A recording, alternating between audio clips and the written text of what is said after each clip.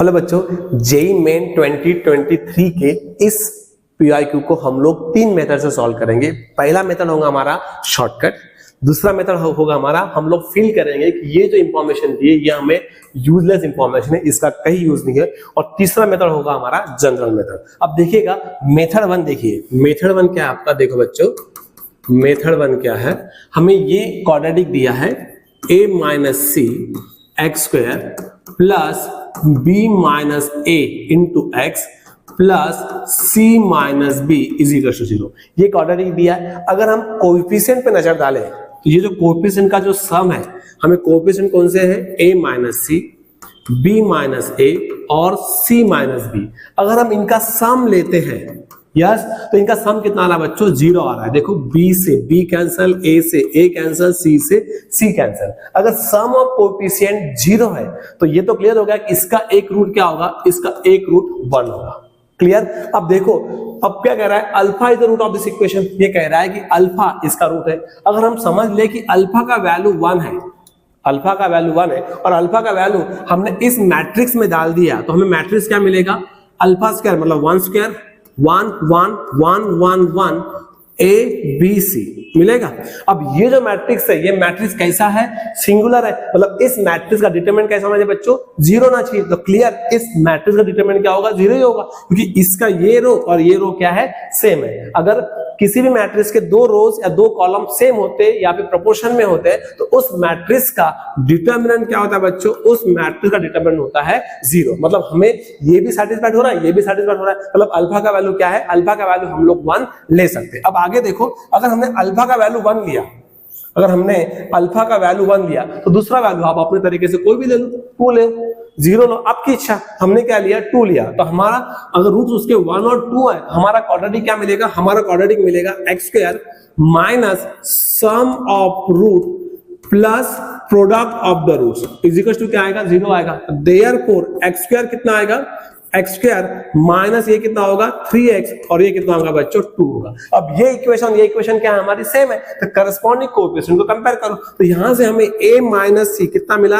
a minus सी हमें 1 मिला, b minus से हमें कितना मिला, -3 मिला, और c माइनस b हमें कितना मिला बच्चों, 2 मिला। अब इन सब का वैल्यू अगर हमने इक्वेशन गिवन एक्सप्रेशन में रख दिया, यहां रख दिया, तो हमें क्या होगा, देखो a माइनस सी कितना है, तो ये हो गया 1 स्क्वायर, b माइनस से कितना है बच्चों, -3, c माइनस b कितना है, 2 है, प्लस b माइनस से मतलब क्या हो गया, -3 स्क्वायर, a माइनस सी ये हो गया 1 और ये हो गया 2, प्लस c माइनस b मतलब क्या हो गया 2 स्क्वायर, a माइनस से कितना आ गया 1 आ गया, और b माइनस से कितना आ गया -3 आ गया। अब इसको आगे सॉल्व कर लेंगे, ये कितना मिलेगा, ये मिलेगा मुझे -1/6, ये मिलेगा मुझे 9/2 और ये कितना आएगा 4/3 आएगा। इनका एलसीएम कितना है बच्चों, इनका एलसीएम 6 है, तो ये आ गया 1 2 × 3 6, मतलब ये कितना हो गया 27 और 4 × 2 कितना हो गया 8 आ गया,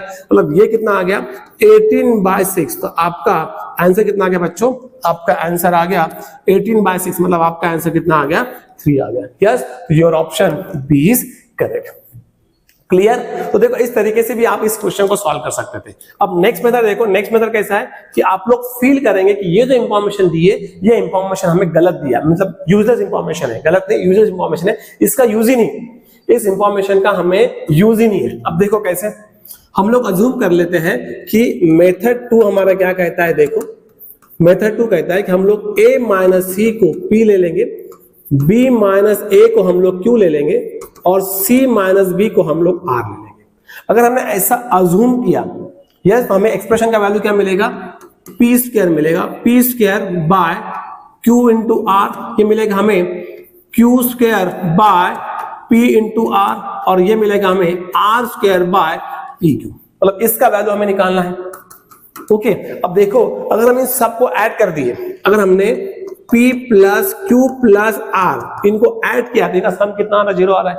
अगर p plus q plus r अगर 0 है तो हमारे पास एक रिजल्ट होता है, क्या होता है कि p cube plus q cube plus r cube minus 3 times p q r कितना होता है, 0 होता है। तो therefore p cube plus q cube plus r cube is equal to कितना मिला बच्चों 3pqr मिला। अब देखो, अब ये एक्सप्रेशन देखो, अगर हमने ऊपर नीचे p से मल्टीप्लाई किया यहां पर, तो p से मल्टीप्लाई किया तो ये कितना हो जाएगा p क्यूब डिवाइड में कितना आएगा p क्यू r। यहां हमने ऊपर नीचे q से मल्टीप्लाई किया तो ये कितना होगा q क्यूब डिवाइड में कितना आएगा p क्यू r। और यहां भी हमने ऊपर नीचे r से मल्टीप्लाई किया तो ये कितना होगा r cube divided by p Q r। अब देखो सबका बेस कितना है, सेम है। अगर बेस सेम है तो क्या होगा, न्यूमरेटर आपका डिनोमिनेटर अगर सेम है तो न्यूमरेटर क्या होगा आपका ऐड होगा। तो ये कितना आ गया divided by p Q r।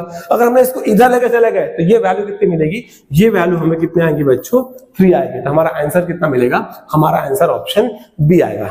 तो मतलब फिर हो रहा है कि जो इंफॉर्मेशन दी है ये हमें सिर्फ डराने के लिए दिया है। अब देखो अगर इसका भी हमें अभी इंफॉर्मेशन दी है और हमें इसका यूज करना है तो देखो वो भी मेथड देखते हैं। तो ये हमारा लास्ट मेथड, थर्ड मेथड।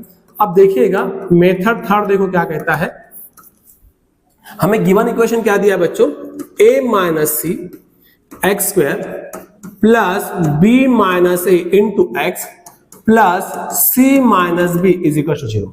इसका एक रूट है, इसका रूट क्या है अल्फा है। अगर अल्फा इसका रूट है तो अल्फा इसको सेटिस्फाइड करेगा। मतलब क्या होगा a minus C alpha square b minus A into alpha और c माइनस बी कितना आ गया 0।